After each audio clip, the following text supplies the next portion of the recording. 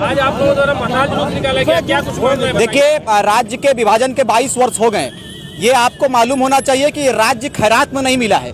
इस राज्य के लिए हमारे वीर सपूतों ने अपना बलिदान दिया है, तब जाकर राज्य का विभाजन हुआ है। आपको जानकारी के लिए बताता चलूं कि पिछले यानी फ्राइडे को 21 तारीख के दिन में शहीद शेख भिखारी की परपोती जो आपके बीच में है, इंतसाम अली जी, इन्होंने 2 पक्षों के मामलों को लेकर थाना गया और कहा थाना प्रभारी या थाना प्रभारी नहीं भी होंगे या जो भी वहां के कर्मचारी थे, उनके उपस्थिति में इन्होंने कहा कि 2 समुदाय के 2 जो विवाद मामला था वो लोग आपस में कंप्रोमाइज करना चाहते थे। लेकिन एक मनबढ़ू जो पुलिस पदाधिकारी हैं, मैं उनका नाम नहीं जानता, हमने डीएसपी साहब के पास भी इसका लिखित आवेदन दिया है और उच्च स्तरीय न्याय की हम लोगों ने गुहार लगाया है, मांग किया है। अब ये दिन राज्य के लिए आ गया कि शहीदों के सम्मान में उनके परिवार जो अभी जीवित हैं, उनके परिवार वालों को अभद्र व्यवहार किया जाता है और शहीदों को गाली दिया जाता है। यह निंदनीय विषय है। इस दिन के लिए राज्य का विभाजन नहीं हुआ था, इसी की हम लोगों ने मांग किया है और शासन प्रशासन को हम लोग आप तमाम चैनलों के माध्यम से इस बात को बताना चाहेंगे कि जितना जल्द हो सके इनको न्याय मिलना चाहिए और अविलंब जो दोषी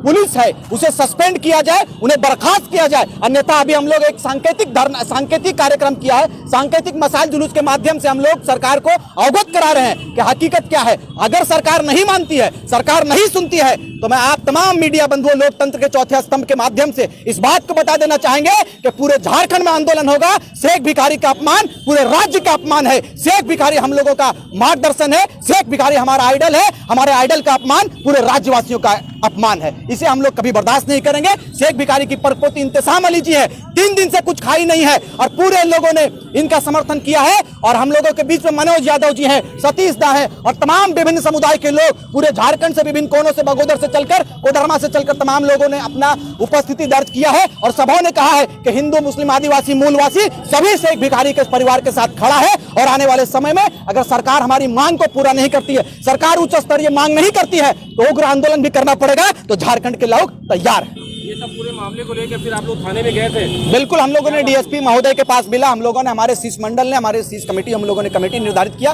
वो जाकर एसएसपी साहब से मिले। एसएसपी साहब ने आश्वासन दिया है, लेकिन आश्वासन देने मात्र से एक परिवार का, वो भी शहीद परिवार को न्याय नहीं मिलता है दादा। इसीलिए आप तमाम लोकतंत्र के चौथे स्तंभ से मेरा निवेदन है, गुजारिश है, आग्रह है कि आप लोग हम लोगों की आवाज बने, हमारी आवाज को उच्च स्तर तक पहुंचाने का काम करें, ताकि एक परिवार को, वो भी मामूली परिवार नहीं, शहीद के परिवार को मान और सम्मान मिला जाए। क्या महिलाओं के साथ भी गलत तरीके से बात की गई थी? बिल्कुल, गाली गलौज दिया गया था शहीद को, बिल्कुल अभद्र, मैं बता नहीं सकता हूं, गंदी गालियां दी गई हमारे शेख भिखारी। बहुत निंदनीय विषय, इतनी निंदनीय विषय है कि पुलिस महकमे पर एक बड़ा सवाल है कि राज्य आज किस ओर जा रहा है। राज्य के लोगों ने किस उम्मीद के साथ में राज्य के लिए लड़ाई लड़ी है। राज्य का यहाँ पर आप जानते होंगे कि 14% जितना 40% मिरर हम देते हैं, तो सिर्फ खनिज देने के लिए राज्य नहीं है। राज्य में शहीदों के परिवार को सम्मान मिलना चाहिए, शहीद परिवार को पेंशन मिलना चाहिए और जो भी सुविधाएं दी जाती है सरकार की ओर से, उन्हें मुहैया कराया जाना चाहिए। अब सरकार इस बात को कान खोलकर सुन ले कि मुस्लिम समुदाय के लोग